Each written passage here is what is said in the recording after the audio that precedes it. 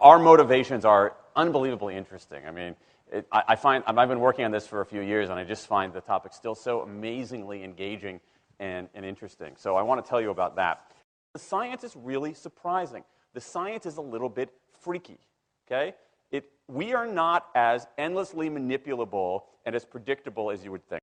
There's a whole set of unbelievably interesting studies. I want to give you two that call into question this idea that if you reward something, you get more of the behavior you want. If you punish something, you get less of it. So let's go from London to the mean streets of Cambridge, Massachusetts, in the northeastern part of the United States. And let's talk about a study done at MIT, Massachusetts Institute of Technology.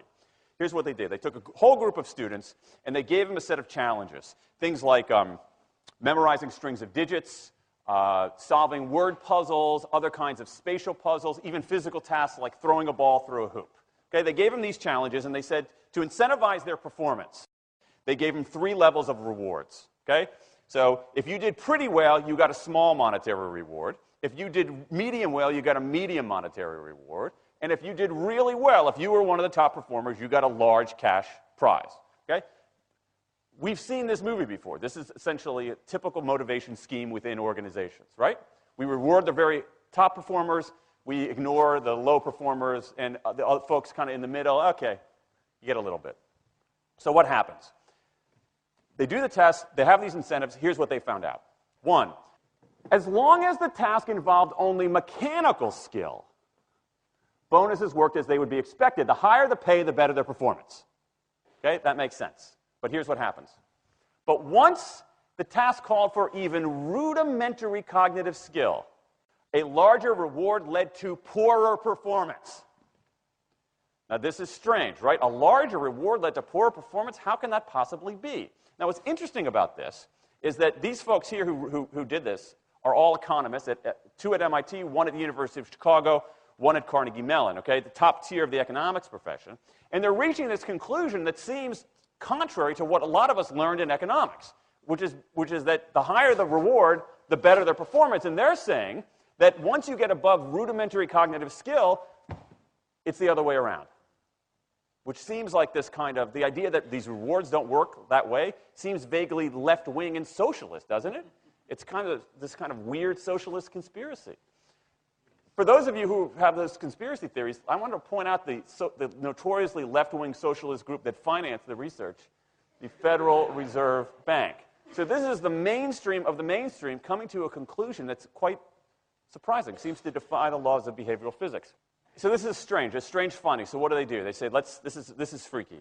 Let's go test it somewhere else. Maybe that $50 or $60 prize isn't sufficiently motivating for an MIT student, right? So let's go to a place where $50 is actually more significant relatively.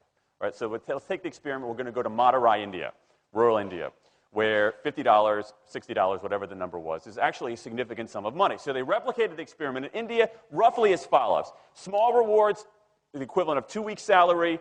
Small performance, low performance, 2 weeks' salary. Medium performance, about a month's salary. High performance, about 2 months' salary. Okay, so those are real good incentives. Okay, so you're going to get a different result here. Well, what happened, though, was that the people offered the medium reward did no better than the people offered the small reward. But this time around, the people offered the top reward. They did worst of all. Higher incentives led to worse performance. What's interesting about this is that it actually isn't all that anomalous. This has been replicated over and over and over again by psychologists, by some extent by sociologists, and by economists, over and over and over again. For simple, straightforward tasks, those kinds of incentives, if you do this, then you get that, they're great. For tasks that are algorithmic, set of rules where you have to just follow along and get a right answer, if-then rewards, carrots and sticks, outstanding. But when the task gets more complicated, when it requires some conceptual, creative thinking, those kinds of motivators demonstrably don't work. In fact, money is a motivator at work, but in a slightly strange way. If you don't pay people enough, they won't be motivated. What's curious about, there's another paradox here, which is that the best use of money as a motivator is to pay people enough to take the issue of money off the table. Pay people enough so that they're not thinking about money and they're thinking about the work. Now, once you do that, it turns out there are 3 factors that the science shows lead to better performance, not to mention personal satisfaction. Autonomy, mastery, and purpose. Autonomy is our desire to be self-directed, to direct our own lives. Now, in many ways, traditional notions of management run afoul of that. Management is great if you want compliance, but if you want engagement, which is what we want in the workforce today as people are doing more complicated, sophisticated things, self-direction is better. Let me give you some examples of this, of almost radical forms of self-direction in the workplace that lead to good results. Let's start with this company right here, Atlassian, an Australian company. It's a software company, and they do something really cool. Once a quarter, on a Thursday afternoon, they say to their developers, for the next 24 hours, you can work on anything you want. You can work on it the way you want. You can work on it with whomever you want. All we ask is that you show the results to the company at the end of those 24 hours in this fun kind of meeting, not a star chamber session, but this fun meeting with beer and cake and fun and other things like that. It turns out that that one day of pure, undiluted autonomy has led to a whole array of fixes for existing software, a whole array of ideas for new products that otherwise had never emerged. One day. Now, this is not an if-then incentive. This is not the sort of thing that I would have done 3 years ago before I knew this research. I would have said, you want people to be creative and innovative? Give them a freaking innovation bonus.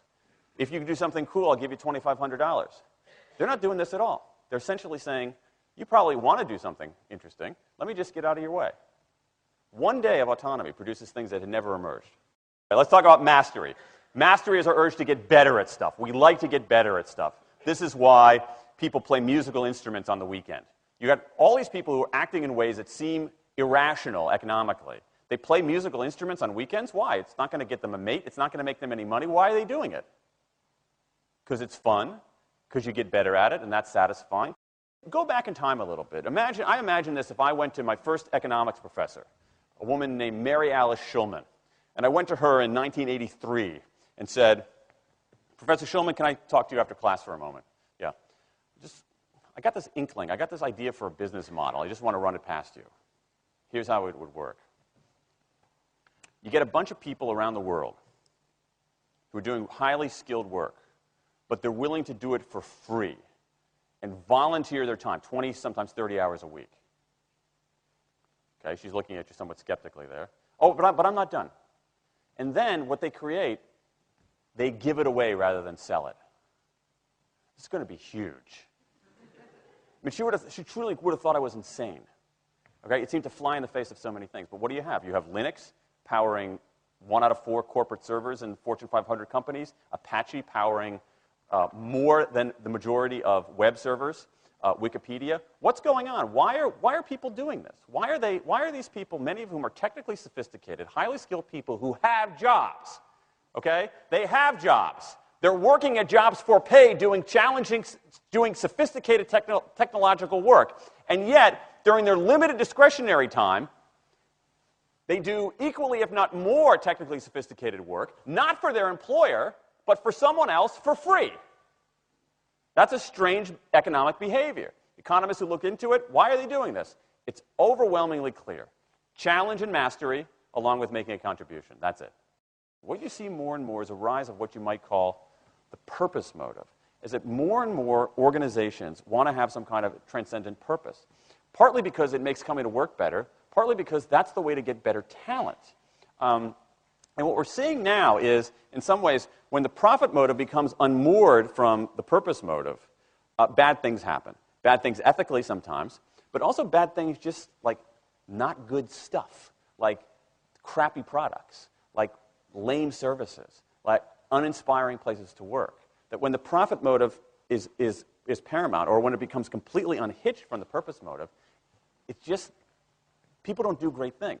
More and more organizations are realizing this and sort of disturbing the categories between what's profit and what's purpose. And I think that actually heralds something interesting. And I think that the organizations that are flourishing, whether they're profit, for-profit, or somewhere in between, are animated by this purpose motive. Let me give you a couple of examples. Here's the founder of Skype. He says, our goal is to be disruptive, but in the cause of making the world a better place. Pretty good purpose. Here's Steve Jobs. I want to put a ding in the universe.